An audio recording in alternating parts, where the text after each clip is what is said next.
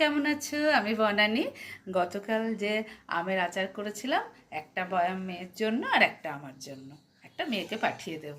আজকে দুপুরের থালিতে আছে প্লেন ভাত, লাউ ঘন্ট করেছি বড়ি দিয়ে, আলু পটল দিয়ে চিংড়ি মাছের ঝোল করেছি, আর এটা করেছি ডিম ভাপিয়ে ডিমের ডালনা। এক গ্লাস জল দিয়েছি। তো চলো, সবাই ভালো থেকো, টাটা।